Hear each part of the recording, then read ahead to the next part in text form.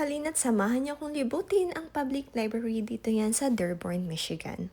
Kitang-kita nyo naman kung gaano kalawak ang library ito. First time kong makakita ng ganitong kalawak na library at for public pa siya. Kapag nga naubos mong basahin ang libro dito ay talagang believe na ako sa'yo. Mas matalino ka pa niyan kay Albert Einstein. Hello, tama ba? Pero ayan nga, ang rami-rami mga librong pagpipilian dito at meron din para sa mga kids na tambayan kung gusto din nilang magbasa-basa. Sa sobrang lawak nga niyan ay hindi ko na alam kung ano yung uunahin kong libro. Tunay ngang sumakit yung ulo ko, sumakit yung bewang ko, sumakit yung tuhod ko. Ay, chart, walang ganon. Pero ang lawak-lawak niya talaga, buti na lang bawat section meron silang mga karatula para alam mo kung saan ka pupunta.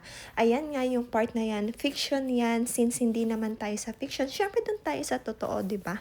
Nilibot-libot ko nga muna pala yung ibang aisle section nila bago ako nakapili ng librong finally gusto kong basahin. Partida si ate girl na upo na sa sahig. Akala mo naman talaga ang hilig-hilig magbasa. Hindi pa na kontento naghanap ng ibang libro. Hayaan nyo na, basta ako kontento na sa kanya. Naalala ko nung kami ay college, ito yung madalas naming tambayan ng aking mga barkada tuwing wala kaming ginagawa or tuwing vacant kami sa isang subject. Akala mo naman talaga ang tatalino. Single ladies, meron din sa inyo dito. Girl, harina, magpunta kayo dito. Wala talagang kaingay-ingay dito. Syempre, library nga, di ba? Meron din nga palang section dito para sa mga bata na mahilig magbasa or mga parents na mahilig basahan ng story ang kanilang mga anak.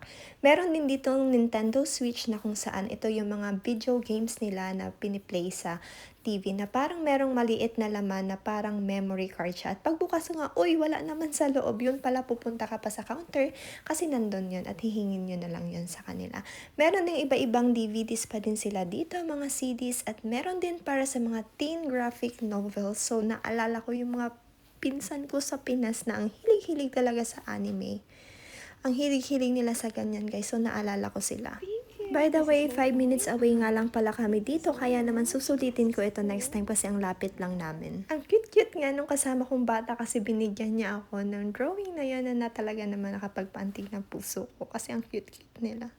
At ayan nga, nag-inaki na talaga kita. Ang ganda din pala ng ambience talaga dito, guys, as in. Kasi pagtingin mo pa lang sa labas, sa window view, makikita mo yung mga sasakyan na dumaraan. Inaabangan ko nga yung husband ko kung dadaan siya papunta dito para samahan ako, charot. At ang cute-cute nga pala kasi yung mga bata dito, meron silang sariling cart. O, di ba parang magsha-shopping lang sa Prime, na kung saan pwede nilang ilagay yung kahit ilang libro na pwede nilang kunin para basahin nila.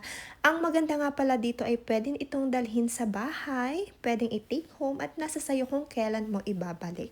Meron silang section na kung saan dyan mo ibabalik yung libro, iyong hiniram, pwede yung mga CD, kahit alin man na available sa library, pwede mong hiramin, walang bayad, it's just for free. Doon ko na-realize na grabe pala talaga, no? Ibang-iba yung standard ng buhay nila dito. Kaya naman talaga yung mga bata dito, ang bilis-bilis nilang mag-matured at maging mga independent sa buhay nila. At nag-inaki na talaga ako. Talagang enjoy na enjoy magbasa. Mama says it's time to clean up, but there is no way. Yeah. Jumbled up toys, though all mixed up. Just like I makes my Play-Doh. Really? Yeah.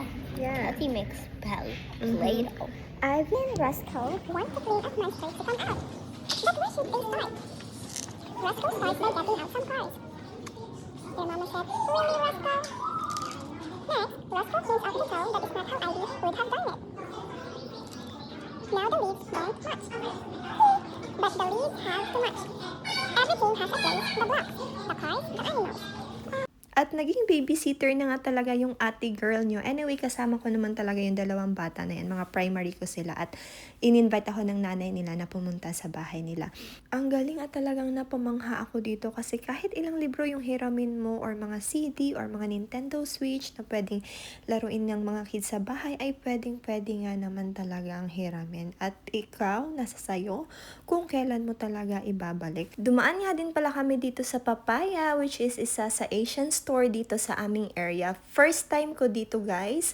Dinaan lang ako dito ng sister para makita ko yung loob. At tingnan nyo yung talong na yan. yan. Ang laki-laki, mas malaki pa sa hita ko at mas malaki pa sa mukha ko yung cabbage nila.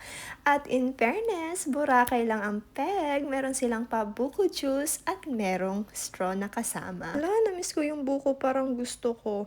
Ang fresh din pala ng mga meat nila dito, mga meat product nila at yung iba marinated na, iba't iba siya. Yung advice ng sister na kasama ko ay dito na lang ako bumili ng karne next time kasi fresh talaga sila. No, not that one. Which one? So we can buy it next time. Chicken shawarma is really good. I love that. So how do you... You just cook it in a pan. Yeah, and it cooks. It's really good. You don't have to add. Trinay namin tong croissant nila and in fairness, ang sarap. Available din pala dito yung mga sunflower seed, dragon seed. Girl, kapag nginat-ngat mo yan lahat, ewan ko na lang kung anong mangyayari sa ngipin mo. Available din yung iba-ibang gamis para sa mga kids. Good luck na lang talaga sa akin kapag nagkaanak ako at sinama ko sa store na to. Mabuti na lang at meron silang mga dental insurance dito. At tingnan nyo nga ito, ano kaya yung pink na yan? Meron ding iba-ibang olives na pwede ditong i-try pero hindi kasi ako mahilig sa olives. So, yeah. At pagkatapos ay dumiretso kami sa bahay nila at ang cute-cute ng poodle na yan. Nakalimutan ko yung pangalan niya eh. Pero ang cute-cute niya, di ba? Ang fluffy-fluffy, parang teddy bear lang siya. Nag-start na nga pala kami maglaro nung Nintendo Switch na hiniram namin sa library at tinuruan nila ako kung paano. Hindi ako niyan marunong, wala sa aming ganyan. Ito din kasi yung childhood ni Icing, kaya naman alam na alam niya kung paano i-operate yung mga ganito. At pagkatapos noon, sinundo niya na ako from work at umuwi na kami. Medyo umulan. Yan lang. Bye-bye!